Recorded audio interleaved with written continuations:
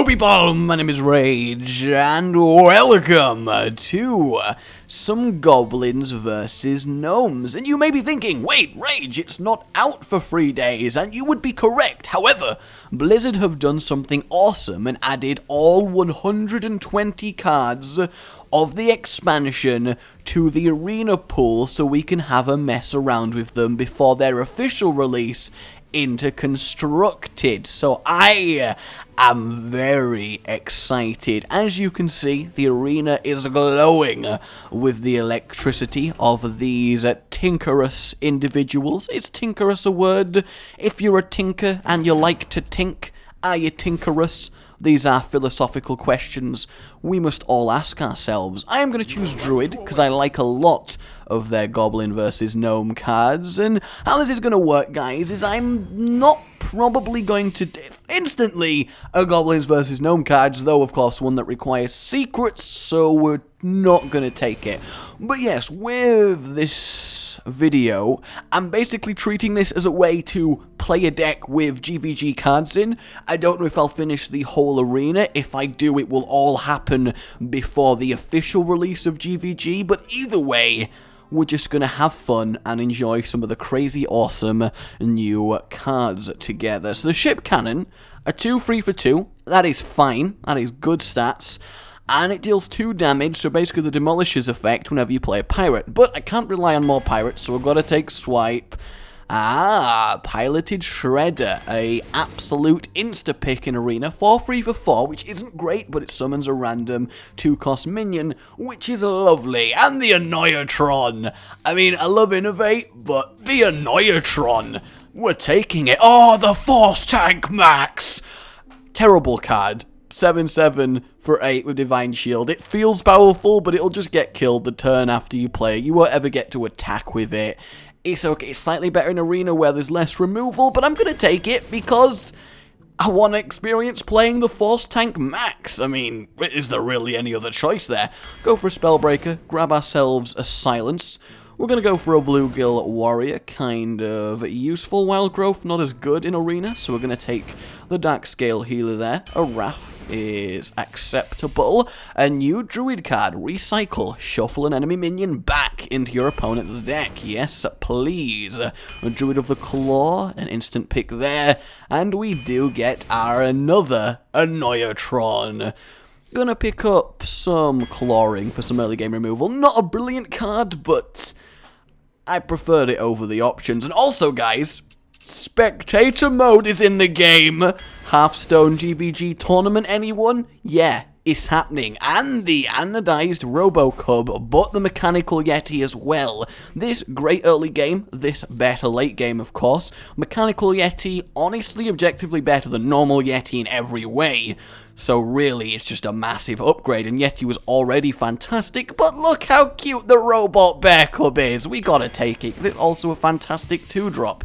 We have got fairly bulky-ish cards to Defender, so I am going to take the Defender.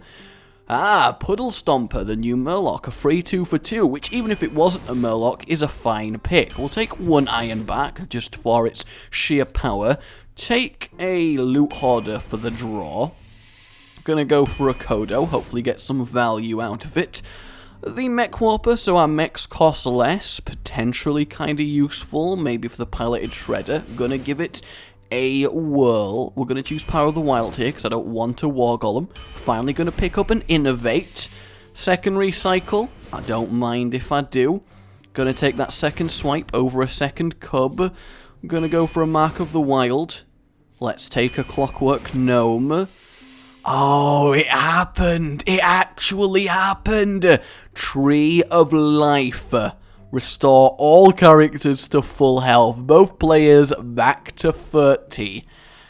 While Enhanso Mechano is the correct pick here, because it's kinda good, I can't resist the troll potential of that card. I really can't. Another Clockwork Gnome, and our final pick is going to be a Nourish. So not one single free cost card in the entire deck, but that's okay. That is okay, because we have plenty to work with here. I am excited about the options we're going to be presented with. I really really am. Please let me draw some GVG action in my opening hand. Come on. Come on. I believe. I believe. Rexar, Mr. Nixie. We have our Annoyatron. A brilliant coin opening turn. We're going to keep our swipe, and that is about it. What we're going to get back? Oh, the piloted shredder, there it is, and a Wrath, a phenomenal opening hand, like legitimately incredible. The Wrath, the Annoyatron, brilliant early game, 4 mana, the shredder is there. I'm excited for this game. I think we're going to be very powerful from the get-go here. In fact, you know what I'm going to do, guys? You know what I'm freaking going to do with this? I am going to redraft the deck every video. We'll play a couple games in Arena with this GVG deck, but you know what? I don't care about my Arena wins. I want to experience the cards. So, if I do another episode of this, then it will be with a brand new draft and a brand new class. I think that's a much nicer way of getting the most out of this pre-release Arena Spectacular. The Annoyantron makes the best sound when it goes on the board. And what we're going to do here is probably cycle Wrath. No, we're not actually going to cycle Wrath, because these two can't get through the Annoyantron anyway. I'm just going to apply a little bit of pressure. Not the best use of Bluegill, but not the worst. I'd rather do it than armor up.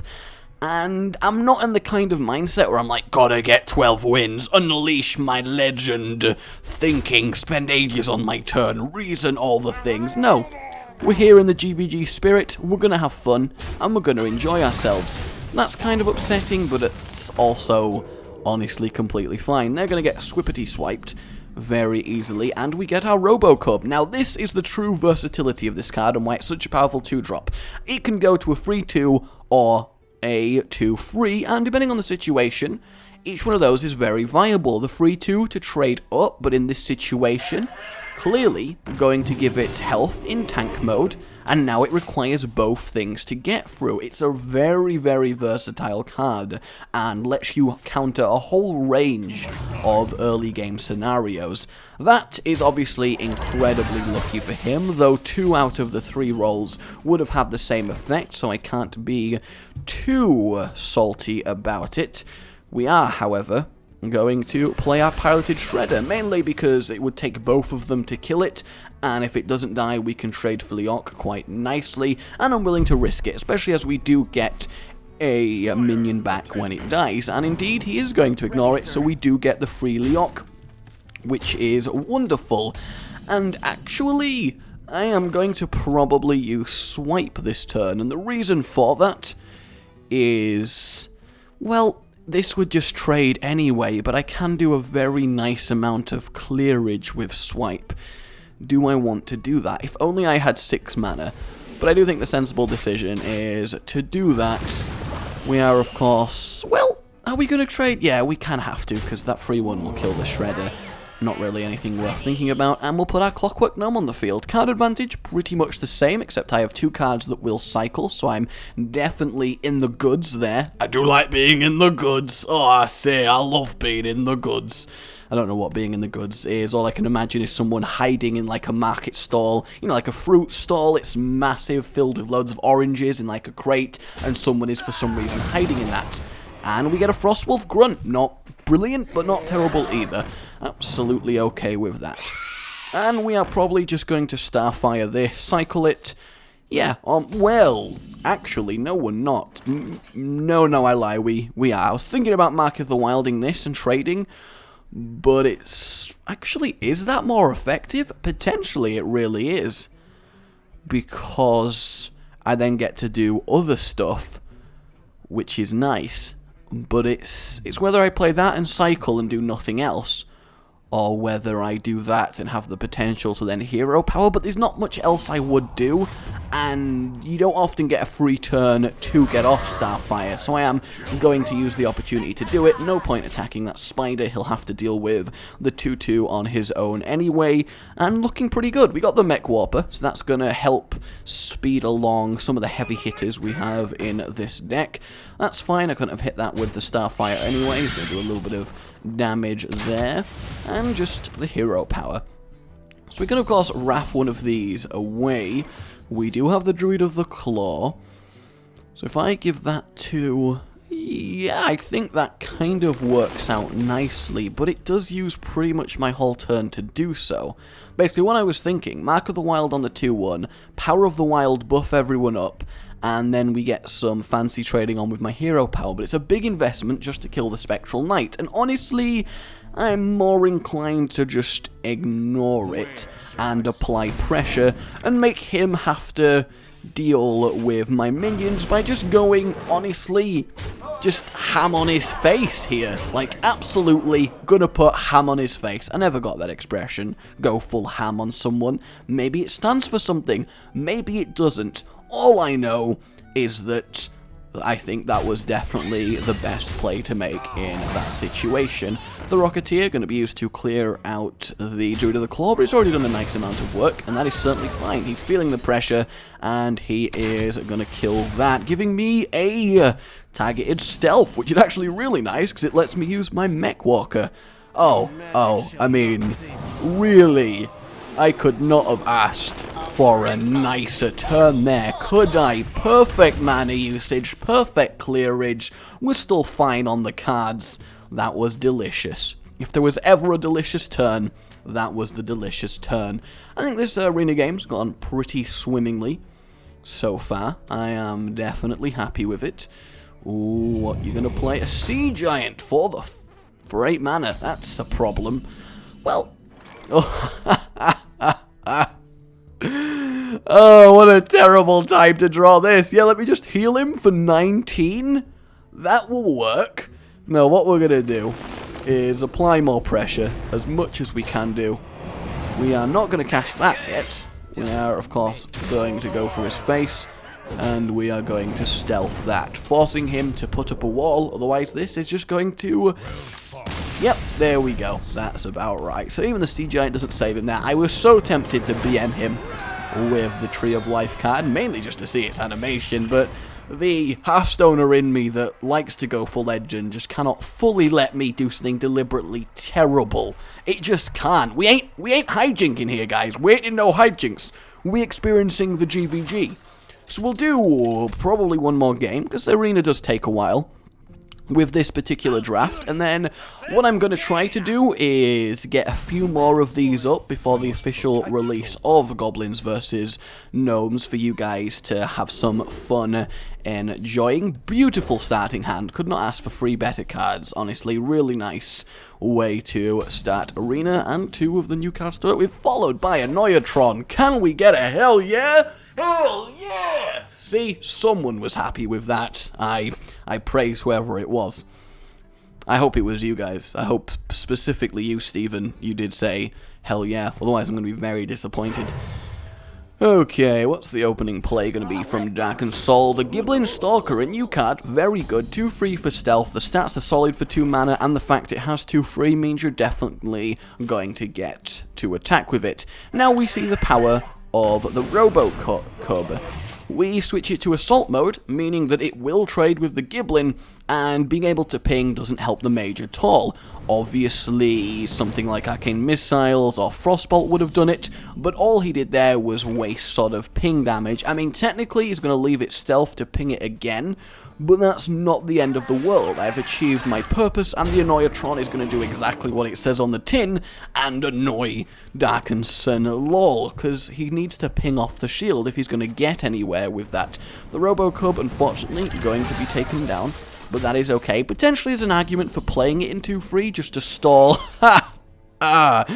just to stall out the mage. But honestly, in fact, no, the sensible play, as it happens here, is to Argus, buff that up, kill that, and give him a ping target, because I'm of the opinion that if the mage is using half his turn to finish off an already injured and value minion, you've kind of got a good deal out of that. So I'm happy that he did choose to play something here, because what it lets me do is... Actually, all it lets me do is, I could swipe it and then trade, but I'm not that bothered to. I'd rather just do that, ignore it, and attack.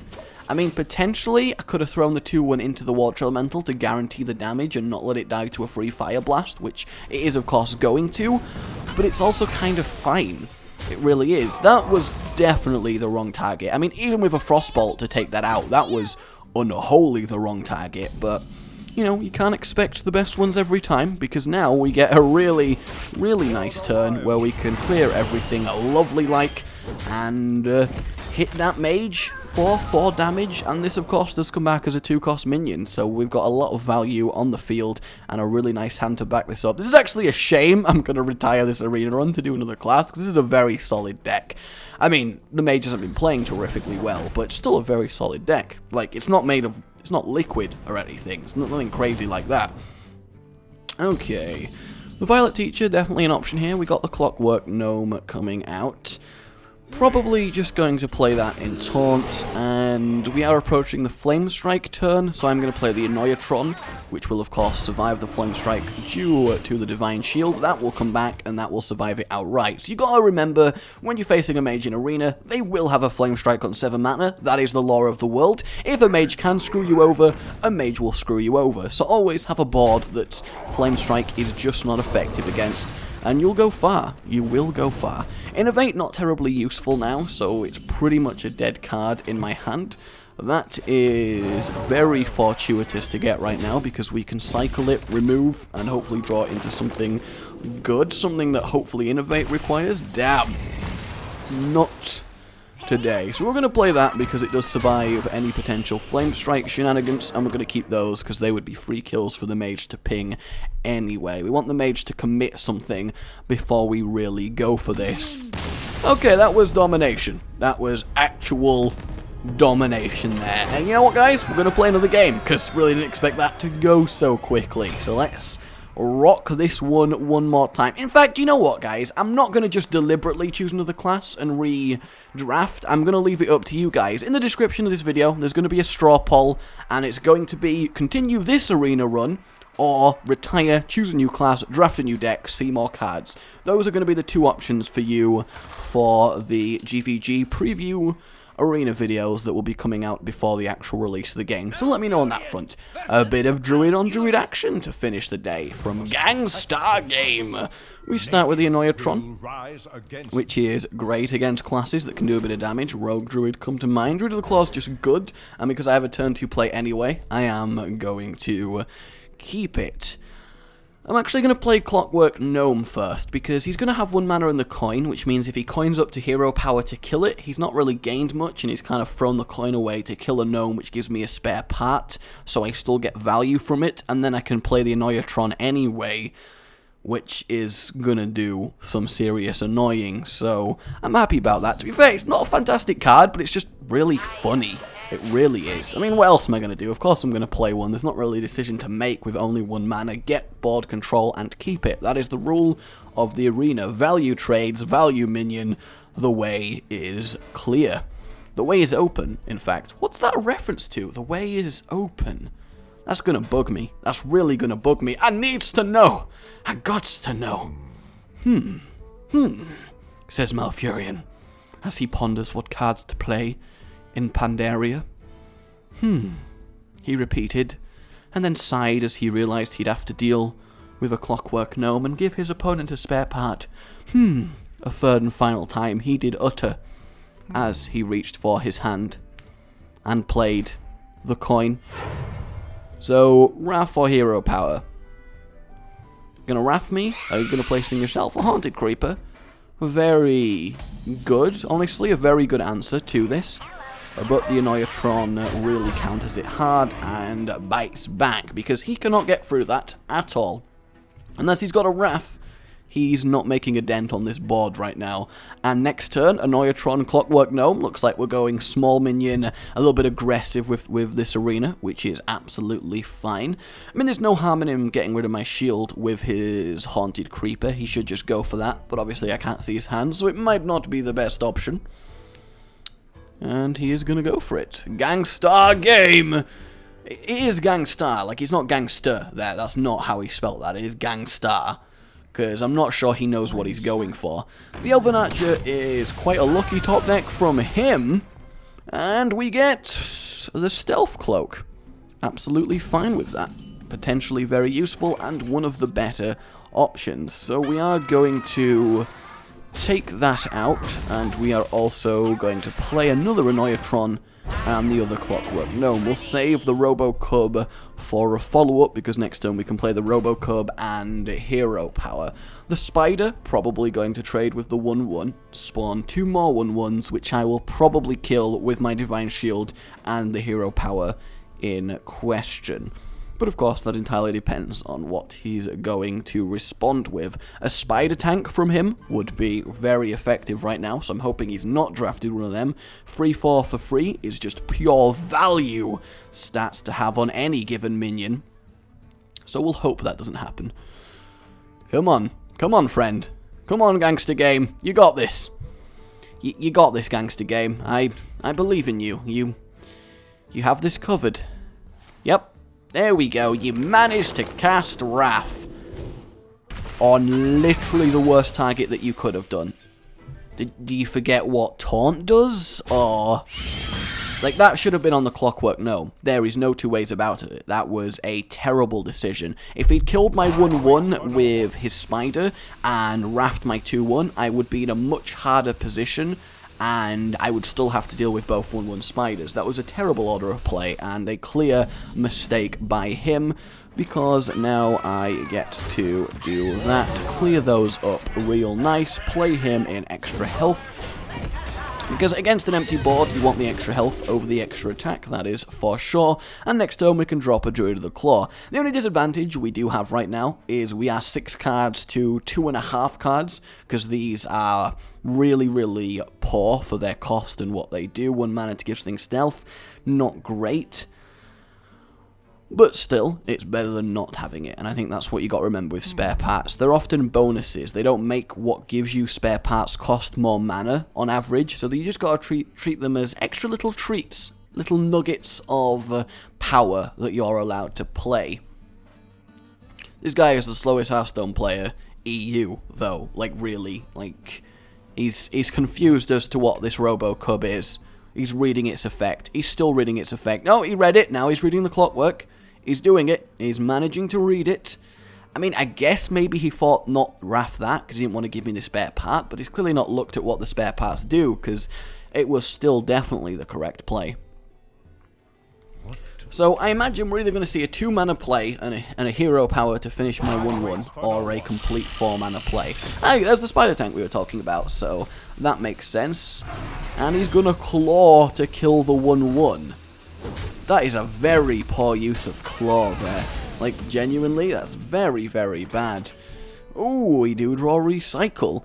You know, just to keep the pressure up, I am actually going to Catform charge this, because the Druid, I'm hoping, doesn't have Swipe. This entire play is based around, please, no Swippity Swipe, because obviously on the Bear Cub clears my board, not ideal.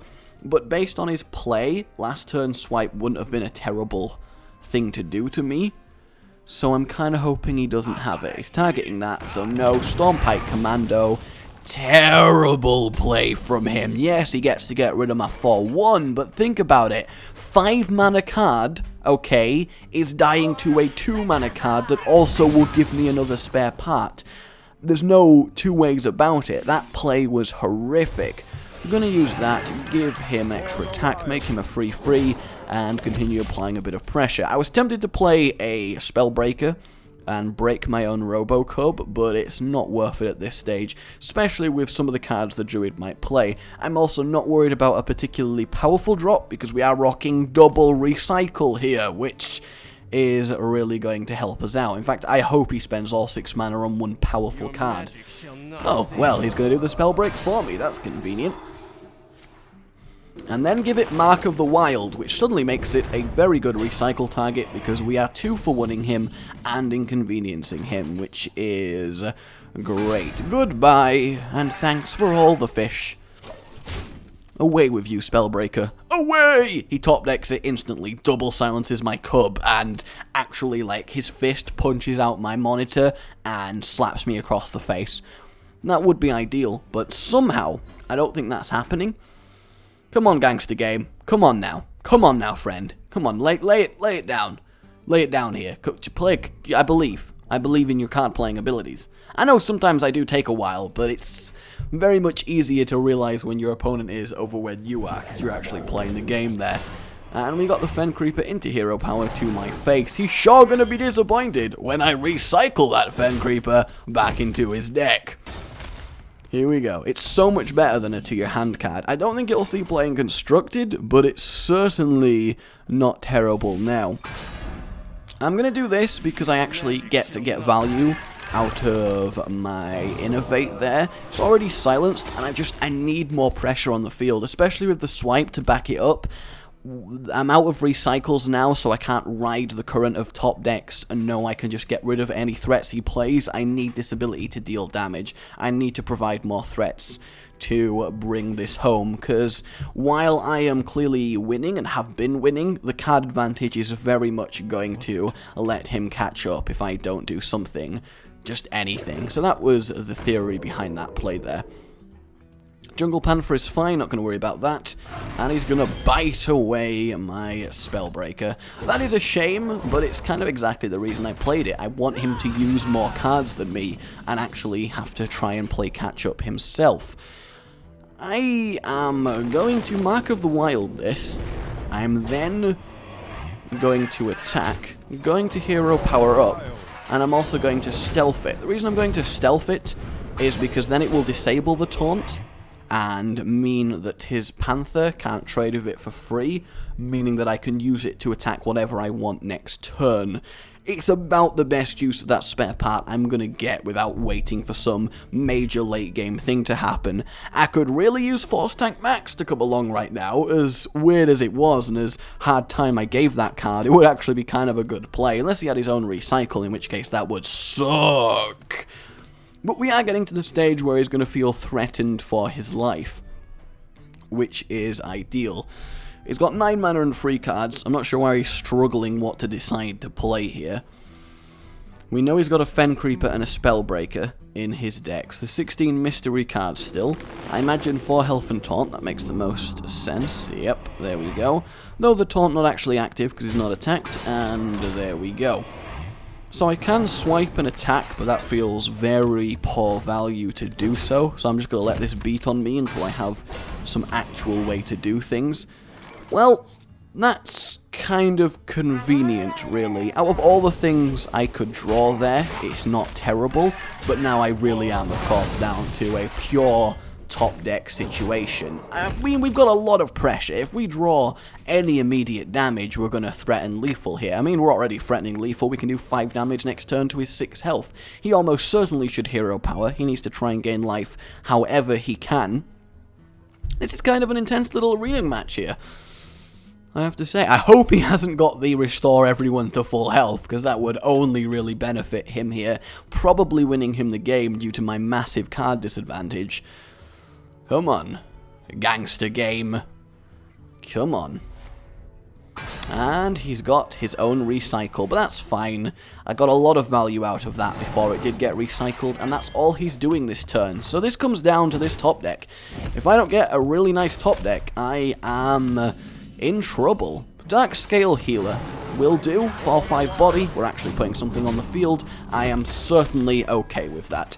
It could have been a lot worse. All we needed something was anything with at least a little bit of health. In fact, 4+ was the threshold that would have been ideal, so can't complain at Dark Scale. Really, really can't. And we're back to threatening lethal, forcing him to react to what we're doing.